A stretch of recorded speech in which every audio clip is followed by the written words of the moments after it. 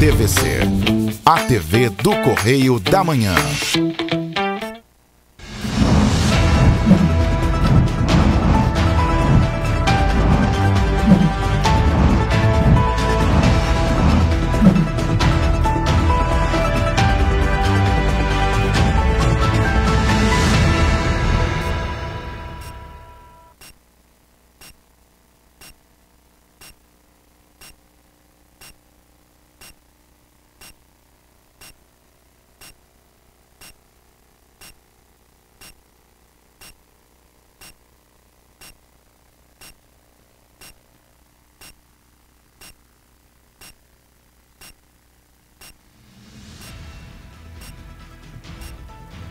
Olá, sejam bem-vindos ao Correio da Manhã TV. Muito obrigado pela sua presença, sua audiência. Chegamos com muita informação nessa quarta-feira. Olá, Roberta. Olá, Jorge. Olá para você que nos acompanha. Lembrando que você pode fazer parte do nosso jornal. Mande para cá a sua sugestão de reportagem para a gente fazer, para a gente ir no seu bairro. Exato. Mande para cá a sua denúncia, a sua reclamação. Como está a sua cidade? Como está o seu bairro? Conta pra gente. Exatamente. Bota aqui na tela aqui para o pessoal ver, né, para os nossos telespectadores, nosso e-mail, tvccorreiodamanhã@gmail.com, não vão me esquecer, e o nosso WhatsApp 998398384, eu já decorei, você também manda sua mensagem, participa conosco, gente. Em Petrópolis, hoje o dia amanheceu com céu azul, algumas nuvens. Essas são imagens feitas há pouco da nossa sede que fica aqui no centro de Petrópolis. Vamos então às notícias desta quarta-feira, dia 1º de fevereiro. OMS registra mais de 170 mil mortes por Covid-19 nas últimas 8 semanas. Diagnóstico precoce aumenta as chances de cura do câncer de intestino. Procon do Rio de Janeiro divulga guia para orientar turistas com base no Código de Defesa do Consumidor. NASA quer instalar um gasoduto na Lua para tirar oxigênio e abastecer futura base lunar. Cientistas descobrem mais de 50 ovos de dinossauros na Índia. Buraco abre novamente no bairro São Sebastião, em Petrópolis, e gera acidentes. E mais, 6 pessoas são presas em Sapucaia, na região sul fluminense, por latrocínio. Agora, no Correio da Manhã, na TV. Gente, vamos começar o nosso jornal com a leitura do nosso Correio da Manhã. Lembrando que você pode entrar no nosso site e conferir todo ele na íntegra, tá? Mas vamos aos destaques da primeira página do Correio da Manhã.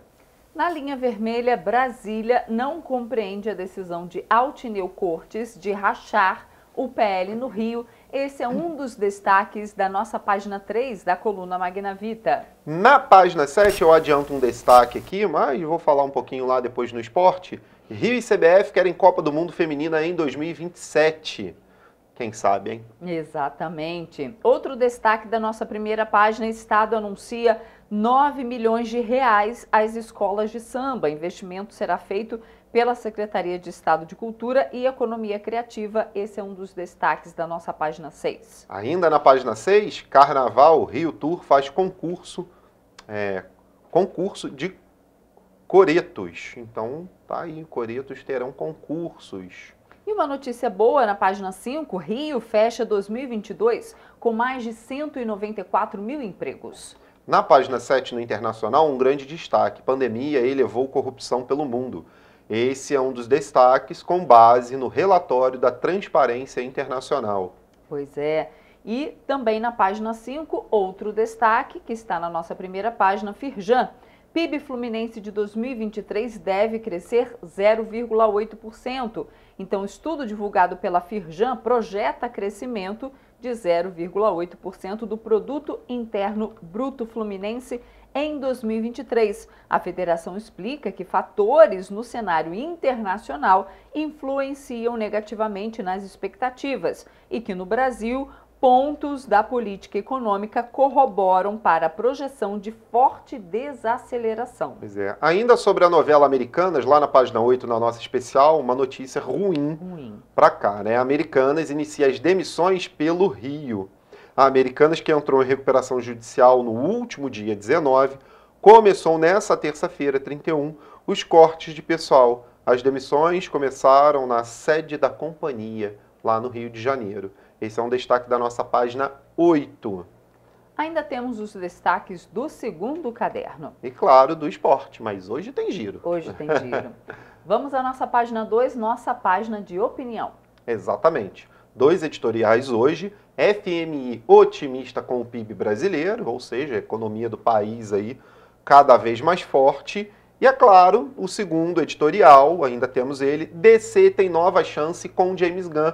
É sobre os últimos 13 anos de domínio da Disney com os filmes de herói e agora James Gunn assume a cadeira para ser o diretor executivo e criativo da DC, podendo aí levar a DC a outro patamar, levando eles a criar filmes, não como a Disney, mas que possam levar aí o público aos cinemas como foram levados os filmes da Marvel, né? Vamos aguardar. Eu tenho algumas ressalvas, mas eu deixo por uma surpresa que a gente está preparando para vocês aí futura, gente.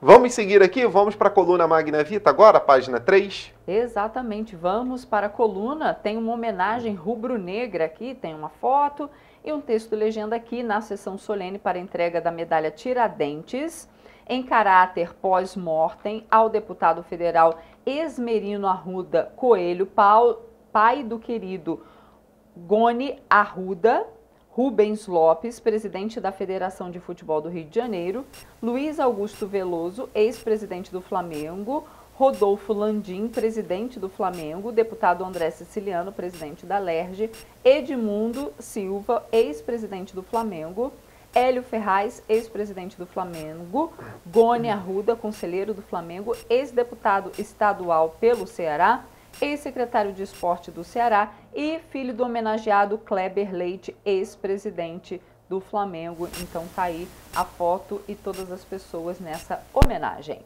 Pois é, e o destaque lá da linha vermelha é o primeiro pinga-fogo. Quem explica? O mundo político de Brasília está perplexo com o que está acontecendo na política do Rio nas últimas 24 horas. O deputado Altinil Cortes, presidente regional do PL, um dos partidos mais vitoriosos em outubro de 2022, com a eleição da maior bancada do Senado, com suplentes escolhido a dedo, e o governador do Rio eleito no primeiro turno. Resolveu implodir o status de vitorioso, olha só, e continua, né? Perplexidade, que é ali o segundo. Brasília não entendeu como o habilidoso Altinil Cortes resolveu se unir ao prefeito Eduardo Paes, do PSD, e ao ainda presidente da Assembleia Legislativa, André Siciliano, para derrotar o governador do próprio partido na escolha do novo presidente da Casa Legislativa Fluminense. Vai entender, é política, né, gente? Pois é, exatamente. Aí continua falando ação suicida, todos querem compreender a verdadeira razão desse movimento kamikaze.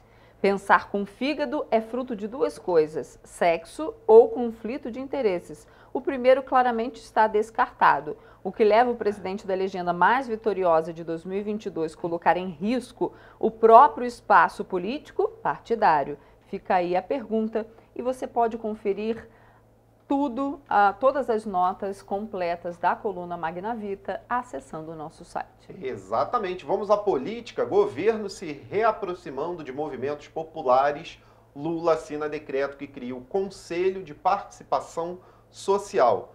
A solenidade aconteceu ontem no Palácio do Planalto. O documento se refere a uma... Perdão, gente. O documento se refere a um ato que o presidente assinou, né, um decreto, a qual cria esse grupo que vai conversar com o meio social, né, e algumas entidades. Então, tá aí o documento assinado. Para você saber mais, acessa a nossa página e confere na íntegra a reportagem. Ela é um pouquinho extensa, tá, gente? Ainda tem outras notícias aqui, por exemplo, lá em Roraima, né, olha só, Denárium na mira do MPF, né? O Ministério Público instaurou um inquérito para apurar a responsabilidade civil do governador de Roraima, após as falas do governador do estado, Antônio Denárium, que declarou que os indígenas, abre aspas, têm que se aculturar e não podem mais ficar no meio da mata parecendo bicho, fecha aspas, ponto final. Passamos para o nacional, né? Nossa Depois Senhora, dessa. depois dessa. Vamos então ao nacional, números preocupantes. 1/4 de casos de câncer peniano no país leva à amputação, gente, olha isso. O Brasil registrou, de janeiro a novembro do ano passado, quase 2.000 casos de cânceres de pênis. Desses, cerca de 1/4 precisou ser retirado por causa do tumor. Olha que coisa séria, gente. Os dados foram compilados pela Sociedade Brasileira de Urologia, com base em informações do DataSUS. Então, casos no Brasil estão em níveis de países da África. Eu vou ler mais um trechinho aqui, olha só. O problema é que essa simples informação de como limpar o órgão ainda não é de conhecimento de boa parte dos brasileiros. E aí o que acontece? Tem fimose, tem HPV, outras coisas que se não tratar, gente, vai evoluir e pode realmente virar um câncer. E como nós vimos os dados aqui, olha só, gente, 1/4 dos cânceres de pênis levam à amputação. Muito sério isso, né? Nossa, terrível, hein? Puxa. É porque o homem, né? O Jorge pode falar bem, né? Exatamente. O Jorge, ele gosta de médico, mas a maioria dos homens não procura. Aqui, tomador, eu tô lá, tá?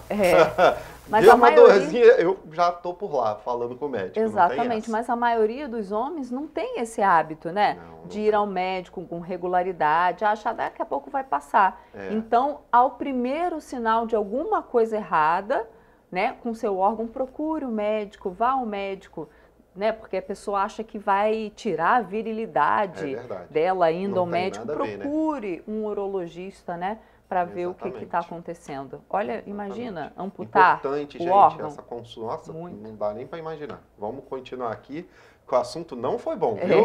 Vou passar lá para a página do Estado do Rio, porque tem notícia boa sim. Estado do Rio gera empregos em 2022. Mais de 194.000 vagas formais foram criadas. Resultado que é 4,8% maior que 2021. Gente, uma carteira assinada faz uma diferença muito grande, não só na economia estadual, mas também na economia nacional e, é claro, faz diferença na vida do trabalhador e como faz. E aqui os dados apresentam essa melhora total para o estado do Rio. Olha só, o Rio de Janeiro encerrou 2022 com um saldo total de 194.869 empregos formais gerados, ocupando o segundo lugar no ranking nacional. Isso mostra aí o poder de geração de emprego do estado do Rio e, é claro, uma nova retomada econômica para o estado do Rio, que já sofreu, já tem algum tempo com isso, viu? O desemprego aqui era grande. Logo abaixo ali, ó, crescimento de 8,% do PIB também, né? Firjan projeta aumento do PIB Fluminense em 2023, boa notícia também. E é claro, lá no Correio Fluminense tem outras boas notícias, mas ali, olha só, canoagem em Macaé terá ações para crianças. Aí um evento mais legal para a gente fechar aqui a página do Estado, né? O evento foi realizado na tarde de terça-feira, 31. Bacana. Esse tipo de evento para criança vale a pena ser feito sempre, porque incentiva o esporte. Passamos ou você tem algum destaque aí? Não, vamos para a nossa página 6, nossa página do Estado do Rio, ajuda do Estado para a folia. Poder Estadual viabiliza patrocínio de R$ 9 milhões às escolas. O governo do Estado do Rio concluiu o processo que viabiliza o patrocínio das 12 escolas de samba do Grupo Especial do Carnaval. O investimento será feito pela Secretaria de Estado de Cultura e Economia Criativa do Rio de Janeiro via Lei Estadual de Incentivo à Cultura. O valor a ser dividido entre as agremiações é de pouco mais de R$ 9 milhões. Então tá aí. Gente, vamos à economia ali para fechar a nossa edição aqui. A Haddad critica CARF atual para ministro da Fazenda, sistema contradiz diretrizes da OCDE. E o Brasil aí que pleiteia uma cadeira futura lá, né, na organização. Aqui ele critica, inclusive, esse Conselho de Administração de Recursos Fiscais, né, que é o CARF. Ele é um instrumento para esses conselheiros que prevê o seguinte, para esses representantes da Fazenda Nacional, que presidem as turmas e câmaras do CARF, desempatem as votações de legítimos tributários a favor da União, ou seja, o voto tem que ser útil e a favor da União. E ele diz que contradiz as diretrizes da OCDE, ou seja, os representantes da Fazenda têm que ter esse voto utilitário a favor da União, a favor do Estado. Claro que depende do voto, né? Obviamente. Mas aqui ele faz essa crítica. E ainda tem outros destaques aqui, né? Dezembro fecha com menos vagas ali em relação ao emprego nacional. FMI e o PIB, a gente adiantou ali em cima que o FMI está otimista em relação ao PIB nacional. E mais destaques, você confere tudo na nossa página, correiodamanha.com.br. E é claro, vê todas as reportagens na íntegra. Roberta, mais algum destaque do nosso jornal? Eu queria dar um destaque. Óbvio, claro, não, manda ver, vai lá. Internacional, brecha para corrupção. A ONG indica que pandemia importante. foi usada por corruptos no mundo todo. Você confere na íntegra essa matéria. E na nossa página 8, na nossa página especial, tem uma reportagem, a página completa especial, falando Sobre do caso isso. das lojas americanas, falando que já começaram algumas demissões no Sul e no Rio de Janeiro. E tem também um artigo completo do Eduardo Cunha, Caso Americanas, mostra hipocrisia do mercado e seus agentes. Então você pode conferir tudo na íntegra. Exatamente. Gente, esses foram os destaques do Correio da Manhã na TV. Você confere tudo no nosso site. E a gente faz agora um rápido intervalo e na volta você vê que OMS registrou mais de 170 mil mortes por Covid-19 nas últimas 8 semanas. E você vai ver também que Procon do Estado do Rio de Janeiro divulga guia para orientar turistas com base no Código de Defesa do Consumidor. O Correio da Manhã volta já.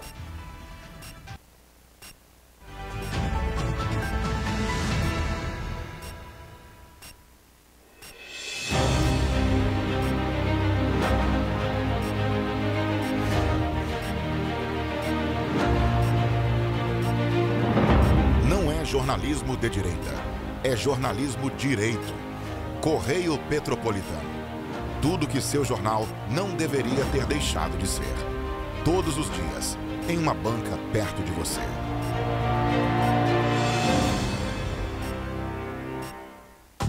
Rio de Janeiro, atração o ano inteiro. Tem descanso, tem folia. Noite e dia, alegria. Sol e praia, diversão. No prato ou copo, a festa, o bar, museu ou bloco. Show, cultura, história, gravado na memória e no seu coração. Rio de Janeiro, vem se apaixonar. Rio de Janeiro, vem se apaixonar. Cidades maravilhas, campo, mata, serra e trilha, em estado de emoção. Tem o Rio de Janeiro, que você já ama, e o Rio, que ainda vai conquistar você. Apaixone-se pelo Rio. Rio de Janeiro, vem se apaixonar. Rio de Janeiro, vem se apaixonar. Governo do Estado do Rio de Janeiro.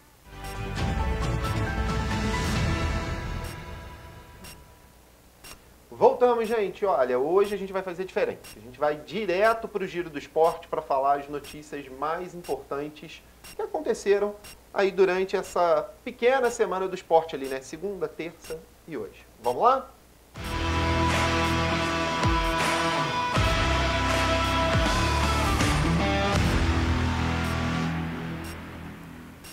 Gente, vou começar pelo Campeonato Sul-Americano Sub-20. Olha, a seleção brasileira tá indo bem, tá? Porque lá tem uma diferença. É hexagonal final, primeira rodada. Explica isso pra mim. Então, o hexagonal já diz ali o nome, né? Isso. São 6 seleções disputando Isso. uma semifinal para se definir. Aí tem várias rodadas. Aí tem várias rodadas. Essa é a primeira. tá? Então todos os times ali vão jogar contra eles mesmos para definir os semifinalistas e depois a final. Vamos lá. Paraguai e Venezuela. 1-1, ficou tudo igual, não foi bom. Uruguai e Colômbia, o Uruguai ganhou o jogo ali, o primeiro, 1-0 para a Colômbia. E o Brasil enfiou logo 3 no Equador, falou, não quero saber, quero logo aqui os meus pontinhos a mais e ficar em primeiro nessa hexagonal. Então, bom resultado para a seleção brasileira, tá indo muito bem no campeonato e espero que a gente volte com o título, porque estou confiando, os garotos são realmente excelentes. E os outros times? Pois é, Paraguai, não. Agora Venezuela, a gente vai para o Colômbia. estadual. A Colômbia não tá muito bem não, viu? Acho que não vai passar disso aí não. O Uruguai tá bem. O Uruguai vem fazendo uma boa campanha, eu tenho acompanhado alguns jogos, os resumos pelo menos, porque assim, os jogos são em horários que eu não consigo ver todos, né?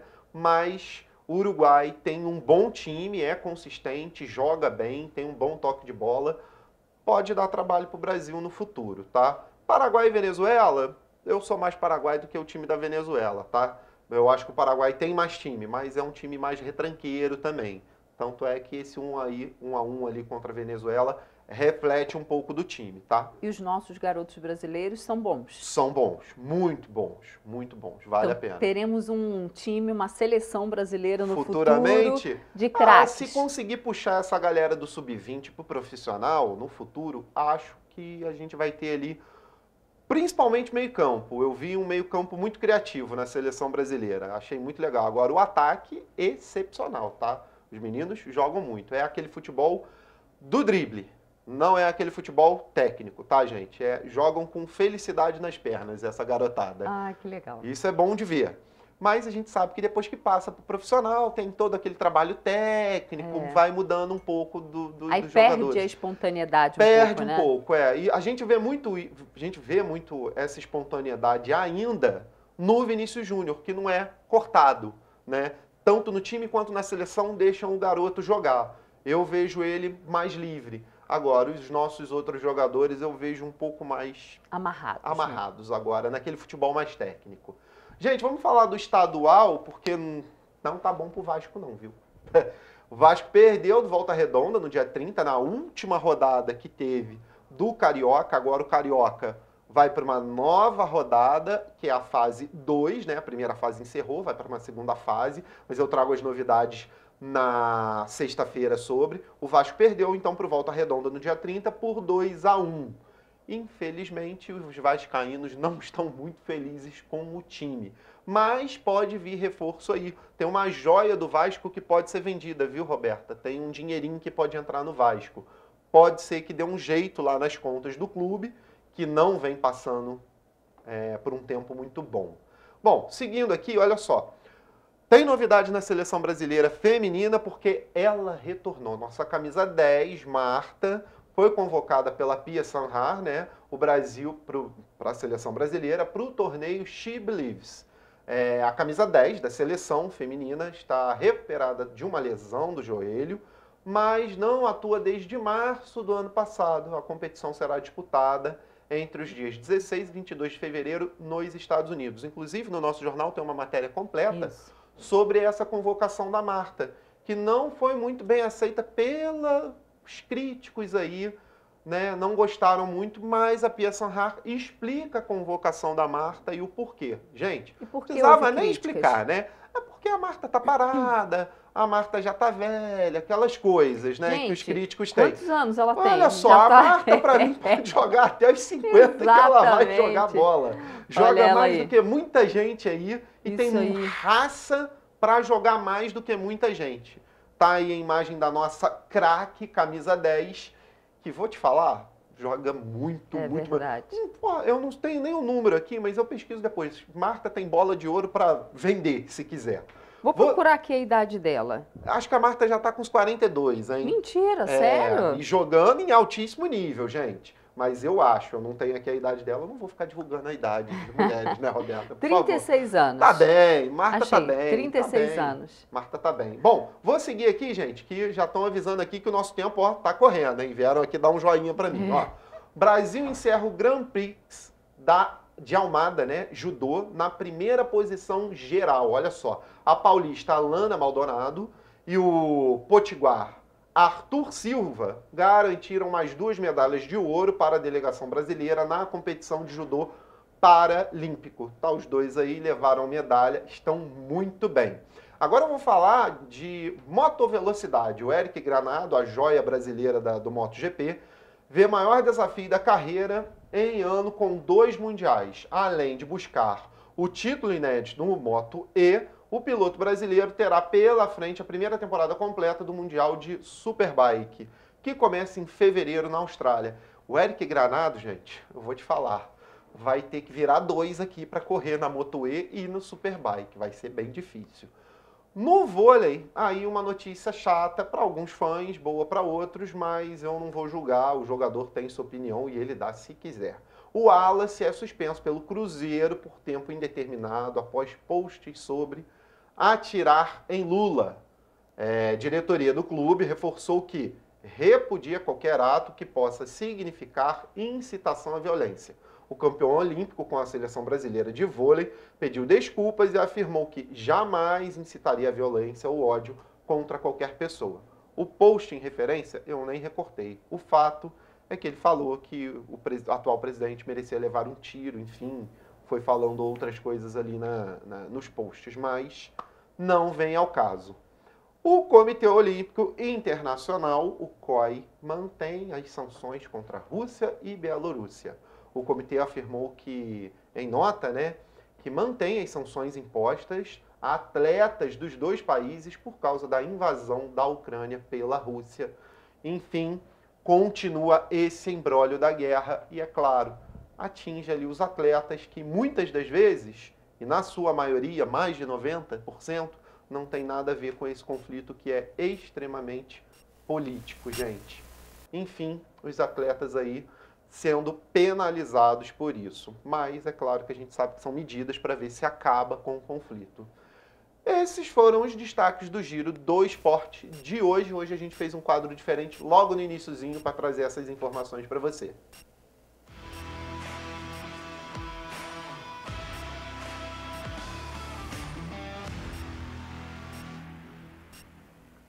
Vamos dar continuidade aqui porque 3 anos após decretar a Covid-19 como emergência global em saúde pública, a Organização Mundial da Saúde informou na última segunda-feira que ainda não vai declarar o fim da pandemia e do estado de alerta causado pelo vírus. O diretor-geral da organização disse que vai seguir a recomendação do Comitê de Monitoramento da Covid-19 e manter a doença como emergência global em saúde pública, nível mais alto de alerta da entidade. Ele alertou ainda que a vigilância e o sequenciamento genético do vírus diminuíram em todo o mundo, tornando mais difícil rastrear variantes conhecidas e novas variantes. Além disso, segundo ele, sistemas de saúde lutam contra a escassez e também contra o cansaço dos profissionais. O Comitê de Emergência do Regulamento Sanitário Internacional da OMS concluiu que a Covid-19 permanece uma doença infecciosa perigosa com capacidade de causar danos à saúde e também aos sistemas de saúde globais. Larissa Martins, de volta ao estúdio. E olha só, né? Assim como outros cânceres, o diagnóstico precoce aumenta as chances de curar do câncer de intestino. O médico aqui do CTO, em Petrópolis, Renato Ferreira, explica como é feito esses diagnósticos, quais são os principais sintomas e quais são os tratamentos disponíveis contra a doença. Confira. O câncer de intestino, que ainda é pouco comentado no Brasil e no mundo, ganhou mais notoriedade entre o fim de 2022 e o início deste ano no país. Isso porque a cantora Preta Gil foi mais uma artista que revelou ter sido diagnosticada com a doença. Outros casos de grande repercussão foram dos craques Pelé e Dinamite. Segundo o médico do CTO, Renato Ferreira, quanto mais cedo for diagnosticado o câncer de intestino, maiores são as chances de cura. O câncer de colo são os tumores malignos do intestino grosso, que se subdividem em cólon e reto. Dados do INCA apontam que no Brasil, o câncer de colo é o terceiro que mais acomete homens e o segundo com maior incidência entre as mulheres. O estudo aponta ainda que entre os anos de 2020 até o final de 2023 podem surgir 41 mil novos casos diagnosticados da doença.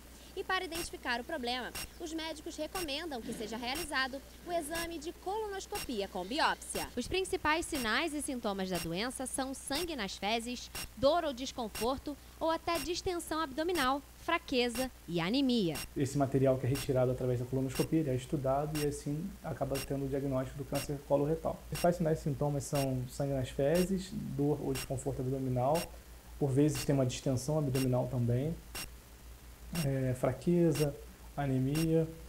São alguns sintomas que podem estar relacionados, né, ao tumor do intestino. Existem diferentes tipos de tratamento. O mais utilizado atualmente é a cirurgia, que visa a intenção curativa do tumor no intestino. De acordo com um oncologista, todas as pessoas acima de 50 anos devem fazer a colonoscopia com biópsia. O tratamento, ele depende muito da localização, né? Como eu disse no início, que o intestino ele é dividido em cólon e reto, depende dessa localização para a gente definir o tratamento. Principalmente, hoje em dia, é a cirurgia, que é a intenção curativa do tumor no intestino.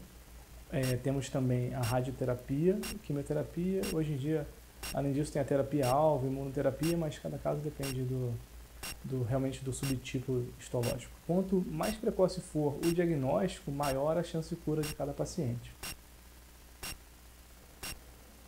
E o PROCON Estadual do Rio de Janeiro preparou um guia direcionado aos turistas nacionais e estrangeiros com dicas e informações importantes baseadas no Código de Defesa do Consumidor. O objetivo é que o visitante tenha uma experiência agradável durante a passagem pelo estado.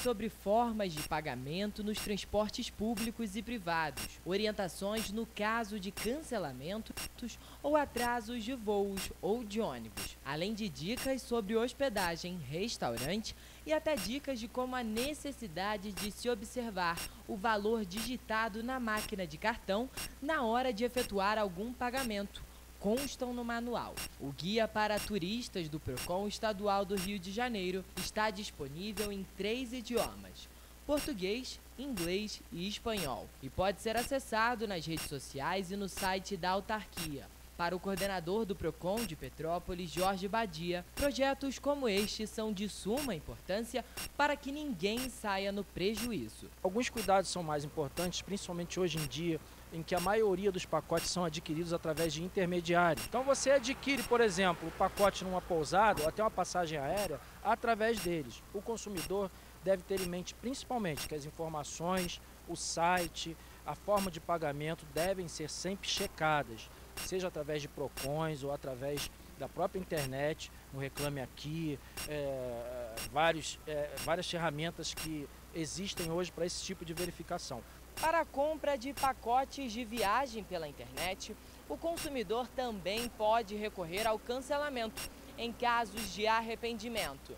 Assim como produtos físicos, os pacotes de viagem podem ser cancelados até 7 dias após a compra, sem nenhuma aplicação de taxa ou multa.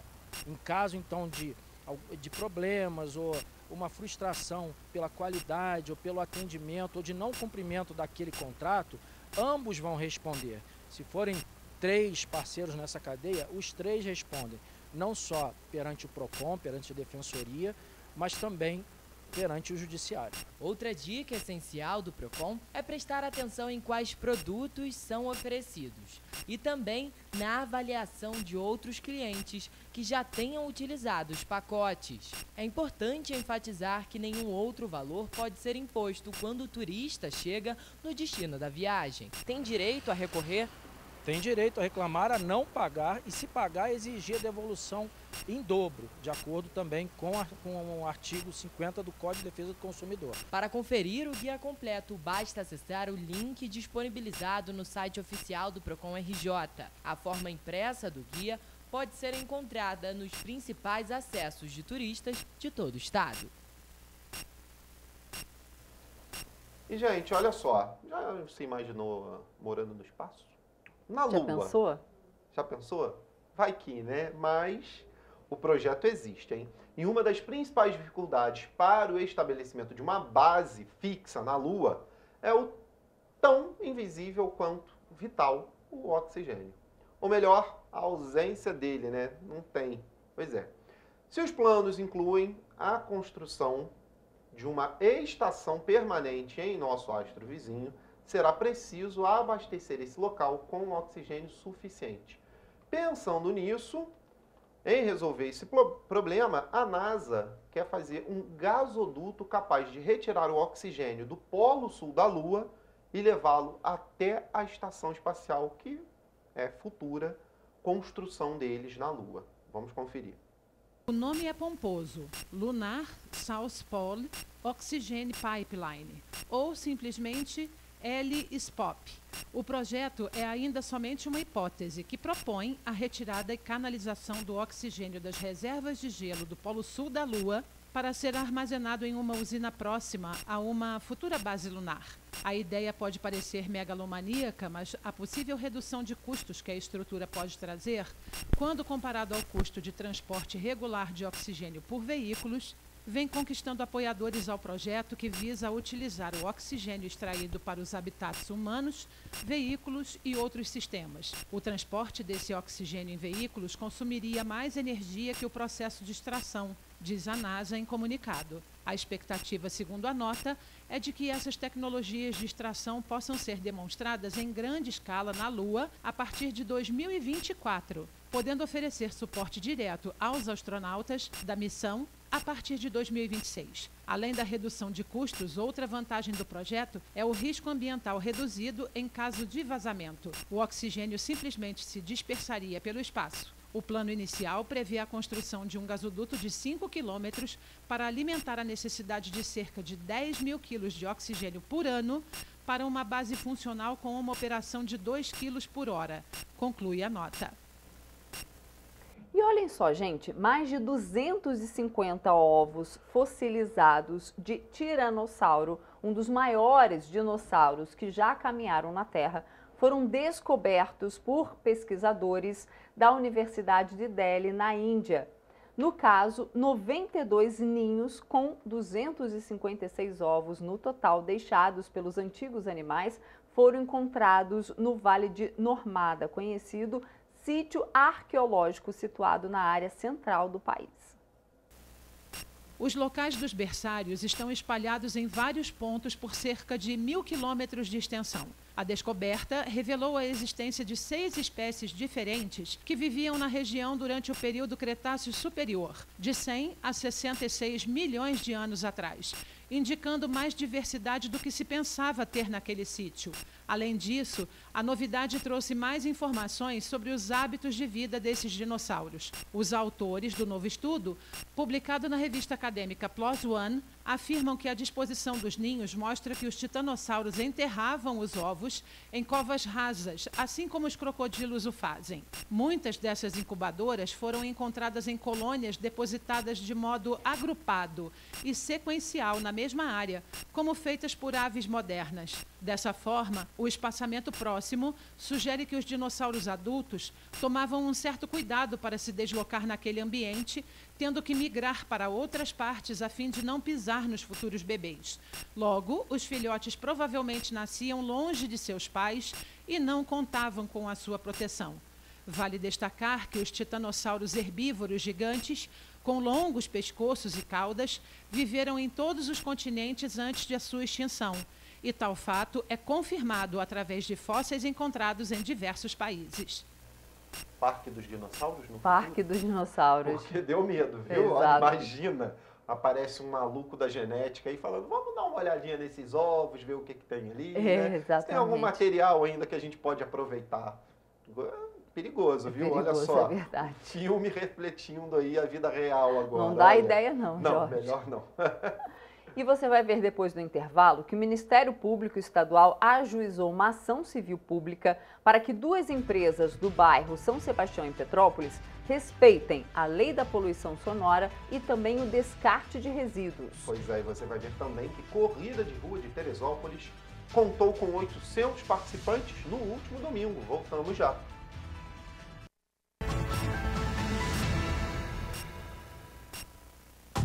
Rio de Janeiro, atração o ano inteiro. Tem descanso, tem folia. Noite e dia, alegria.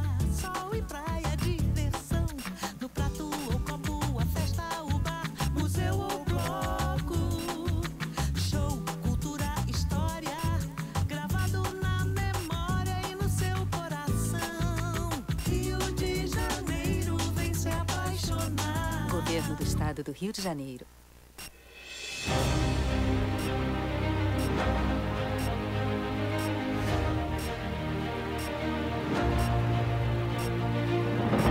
Não é jornalismo de direita, é jornalismo direito. Correio Petropolitano. Tudo que seu jornal não deveria ter deixado de ser. Todos os dias, em uma banca perto de você.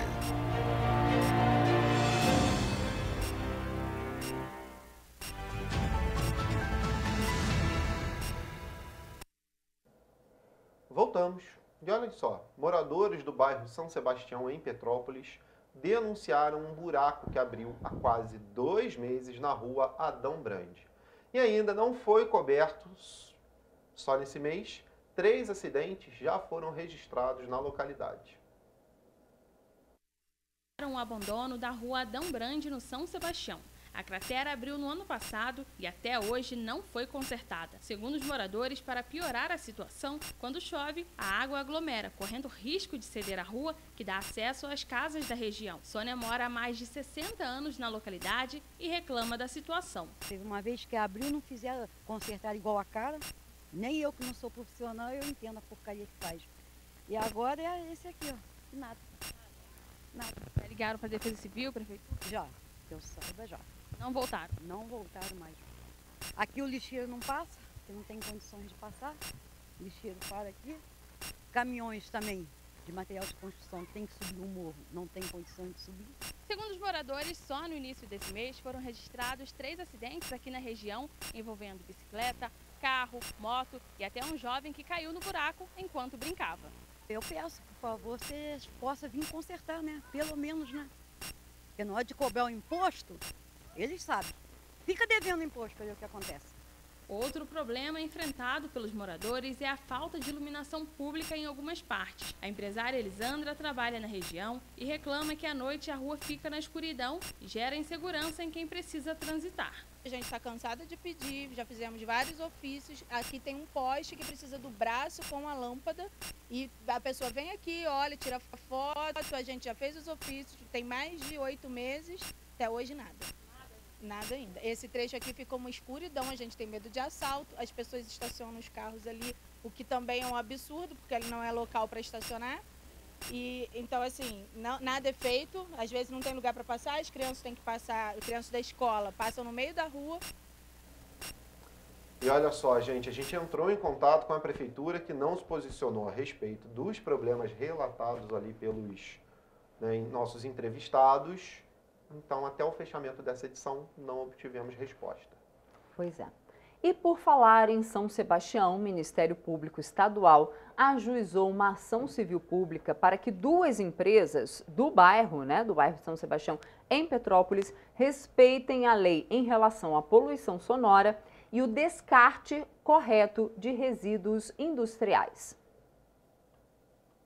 Que em maio de 2022, a primeira Promotoria de Justiça de Tutela Coletiva de Petrópolis instaurou o inquérito civil para investigar a denúncia de poluição sonora e lançamento de lixo de reciclagem em via pública por uma empresa situada na rua São Sebastião. Segundo a informação, a empresa exercia atividades sem nenhum equipamento para o controle dos ruídos industriais produzidos, além de funcionar em local com janelas quebradas e portões abertos sem nenhum controle da operação e absorção sonora. Eu já passei de coletivo e escuto o barulho de máquinas. Mas é o pessoal da noite, noturno, que trabalha. A fábrica trabalha 24 horas praticamente, né?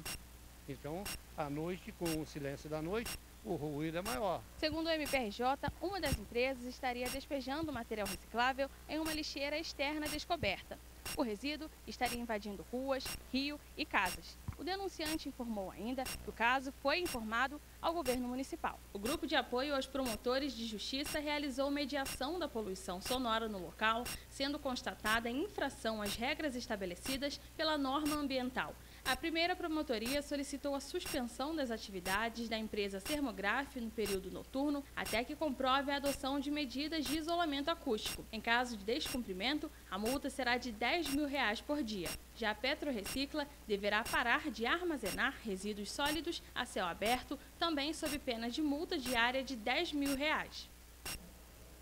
E olha, após uma ação integrada das polícias civil e militar, 6 pessoas foram presas em Sapucaia, na região sul fluminense, por latrocínio. A ação foi registrada na 109ª Delegacia de Polícia. 6 criminosos foram presos nesta terça-feira por latrocínio em Sapucaio, após um idoso de 71 anos ser encontrado morto em casa por uma arma de fogo na última quarta-feira, dia 25 de janeiro. Policiais da 109ª Delegacia de Polícia de Sapucaia e policiais militares do 38º Batalhão deram início à operação para identificar os suspeitos. De acordo com as investigações, os suspeitos identificaram que o idoso tinha uma grande quantia de dinheiro em casa, por isso ele foi atraído para um bar enquanto outro grupo vasculhava a residência. Ao voltar para casa, um dos criminosos atirou contra a vítima, que morreu no local. De acordo com as provas reunidas pelos policiais, o crime teria o envolvimento de 4 homens e 2 mulheres, todos ligados ao tráfico de drogas. Todos os suspeitos foram presos, bem como a possível arma utilizada no crime foi apreendida. É importante ressaltar que, em posse de um deles, foi encontrado farto material entorpecente. Durante a operação, os agentes ainda apreenderam 51 tabletes de maconha, 30 sacolés de cocaína, um revólver e munições. A ocorrência foi registrada na 109ª Delegacia de Polícia de Sapucaia.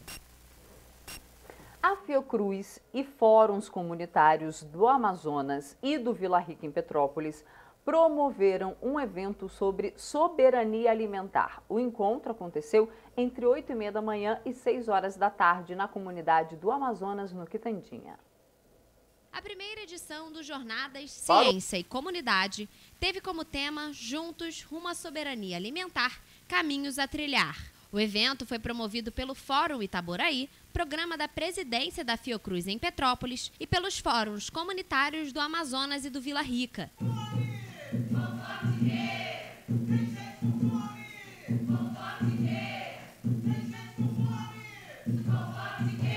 A programação aconteceu durante todo o dia e falou sobre o desenvolvimento sustentável número 2, que estabelece acabar com a fome, alcançar a segurança alimentar e melhoria da nutrição e promover a agricultura sustentável. O evento teve o objetivo de promover um contato direto com a comunidade para entender as principais necessidades de quem enfrenta a fome. A gente, os cientistas, as pessoas da Fiocruz, enfim, demais, normalmente fazemos eventos acadêmicos para discutir entre nós as causas e as soluções. E a importância disto, que este é um evento científico, porém com sede na própria comunidade, para poder discutir com a comunidade a visão, a percepção e as saídas que a comunidade tem para isto, ou seja, uma troca de saberes, o saber técnico e científico, com o saber popular e o saber da vivência do problema e das soluções.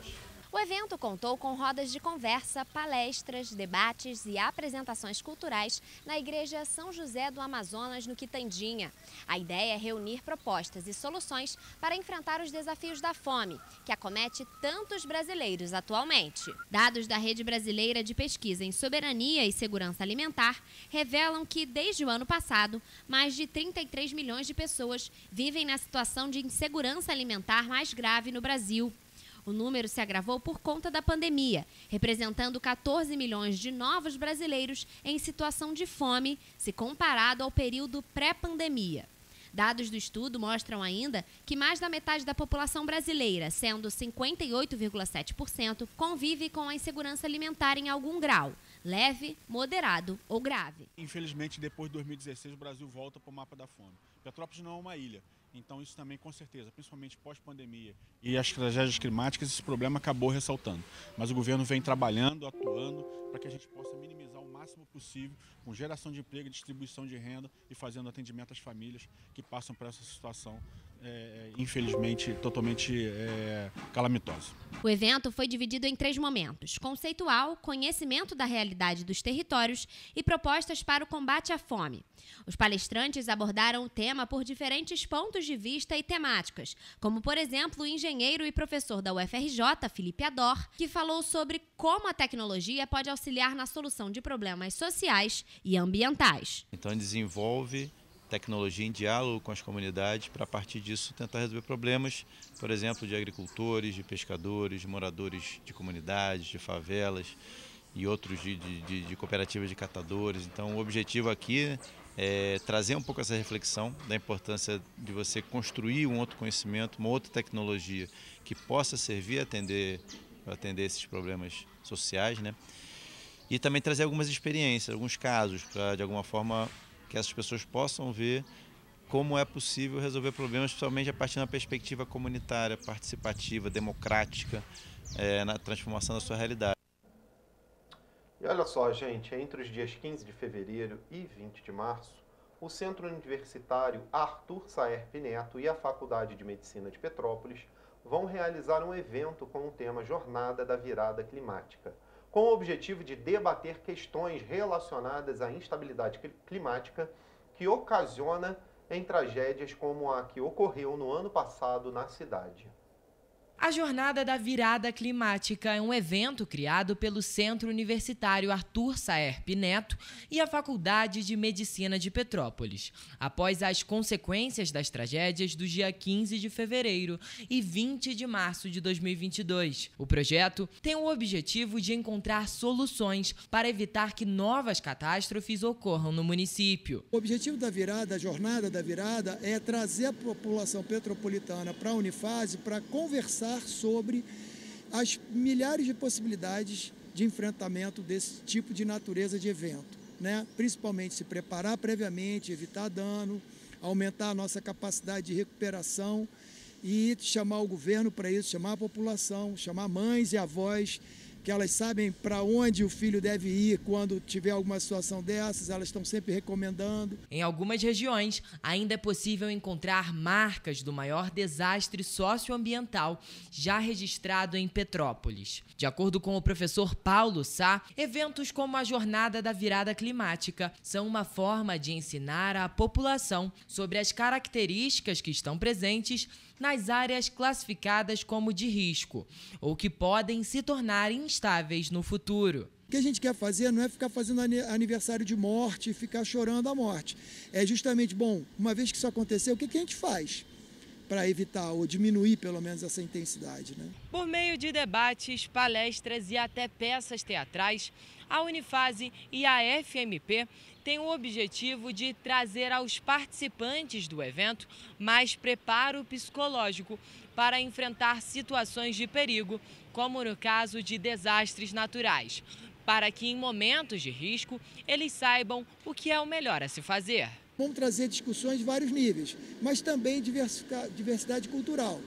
Vamos trazer teatro, vamos trazer dança, vamos vir para o centro da cidade, fazer eventos nas praças e tal, para chamar a atenção desse processo. O evento acontecerá entre os dias 15 de fevereiro e 20 de março. Sobre a programação, as informações serão divulgadas por meio do site da instituição e nas redes sociais. Para se inscrever e para participar das atividades, basta entrar no site do Correio Petropolitano e acessar ao link disponibilizado. Não tem quem não esteja interessado. Até o aposentado que está em casa, que tem o risco de uma barreira cair na sua casa.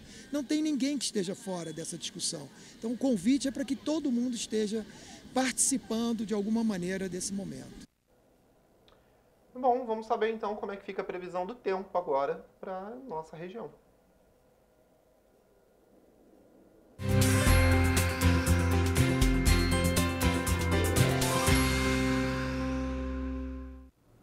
Em Nova Friburgo, a previsão de chuva continua. Para quarta-feira, a previsão é de pancadas de chuva que começam pela manhã e se estendem até a noite. As temperaturas variam entre mínima de 16 e máxima de 29 graus. Em Teresópolis, o céu encoberto traz mais uma vez a possibilidade de chuva moderada forte. A elevação na temperatura ocasionará em mínima de 17 e máxima de 30 graus. Para Petrópolis, a previsão é de céu com muitas nuvens durante todo o dia, com possibilidade alta de chuva, que pode ocasionar em trovoadas. No termômetro, a mínima será de 18 e máxima de 32 graus. A quarta-feira, em Paraíba do Sul, será de sol com aumento de nuvens pela manhã. As pancadas de chuva devem ocorrer à tarde e à noite. As temperaturas variam entre mínima de 21 e máxima de 31 graus. Pátio do Alferes pode esperar por um céu com muitas nuvens, com pancadas de chuva e trovoadas em regiões isoladas durante todo o dia. A temperatura estável ocasionará em mínima de 19 e máxima de 31 graus. Já Três Rios, a previsão é de uma quarta-feira chuvosa. Há possibilidade de pancadas de chuva e trovoadas durante todo o dia. As temperaturas variam entre mínima de 22 e máxima de 33 graus. Essas cidades da região serrana do estado do Rio de Janeiro podem esperar por ventos fracos durante a quarta-feira. Mas é sempre bom lembrar que, em caso de emergência, a população precisa entrar em contato com o Corpo de Bombeiros por meio do telefone 193 ou com a Defesa Civil no número 99.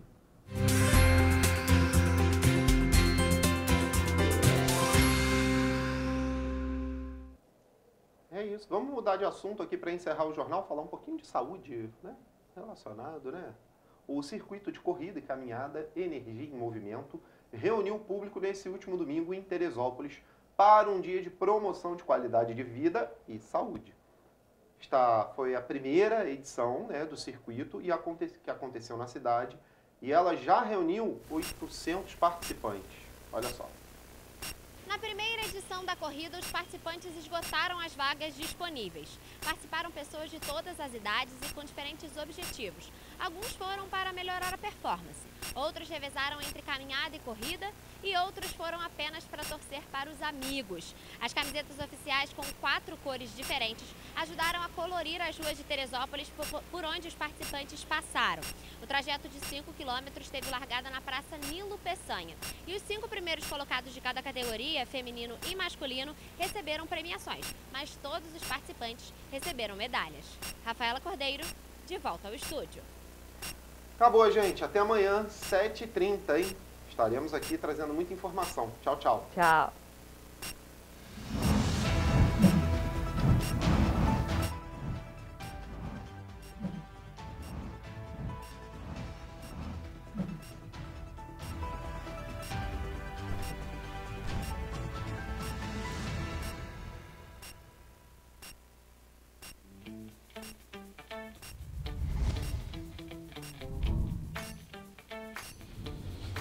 TVC, a TV do Correio da Manhã.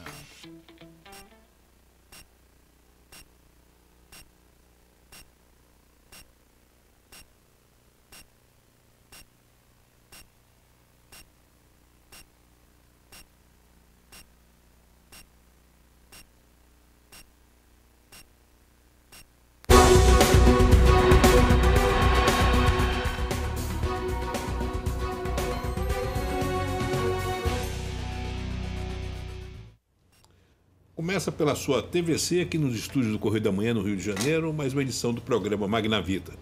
E o programa hoje tem um convidado, que é um fenômeno da política, é hoje um dos protagonistas da política fluminense, que é o nosso prefeito Vaguinho, prefeito de Belford Roxo, tem uma atuação na política muito forte e muito crescente. O prefeito ele tem uma ascensão profissional extraordinária na vida política. Outro dia, Vaguinho, eu dei uma nota sobre um evento que o governador fez com os líderes partidários.